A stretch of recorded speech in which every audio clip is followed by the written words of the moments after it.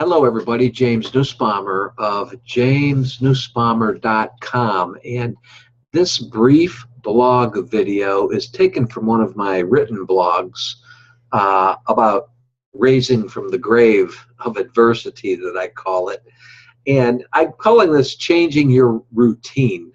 You know, like a muscle, for you to truly build it and for it to grow is to shock it into growth by changing your exercise routine, right? Sure. The body is constantly looking for complacency. And like your sales career or your law career or your medical practice or your pharmaceutical practice or your art that you're pursuing that just can't seem to get on top of. And I don't want to make it like I'm picking on any certain careers or anything, because no, that's not my point here at all. So please don't think that. Or even writers like myself, or golfers who are in slumps, and it could quickly become stale and boring. Everything could, but for some reason, if we like what we're doing, we try to get on top of that and come out of the grave of adversity. You know, for example, sales with myself, my former career in the brokerage industry for 25 years, I thought it should be getting more exciting and challenging and with adrenaline pumping activities, but it didn't. It just led me into self-loathing.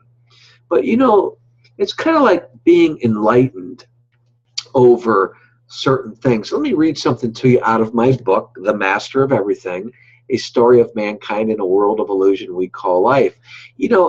As a child, I was really thought that I was going to be a football hero and go on to Notre Dame and play football there.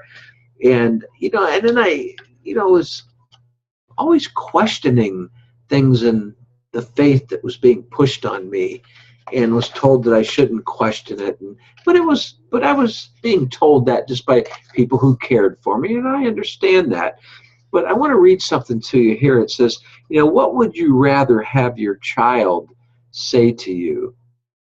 That he wants to grow up to be a star football player at Notre Dame, or that he would rather be a reawakened, enlightened being? Well, what if the child said to you that he wanted to be both? Isn't that something? There is no conflict in total one-mindedness, alignment with who you truly are. Yet the world doesn't seem to want to be conflict-free yet. But we're closing the gap on that, and that's soon to be happening. We could simply say that the world as a whole is just not ready. But I believe that the world as a whole is starting to become more whole, which is still not quite whole, and it's on its way there. Change your routine and seek ways to challenge yourself other than just doing the same things that just get you by. In other words, take action on what it is that you truly want to do in life. That's called your true free will. And when you take action toward your true free will, you are starting a miracle. Thanks for listening to me. God bless.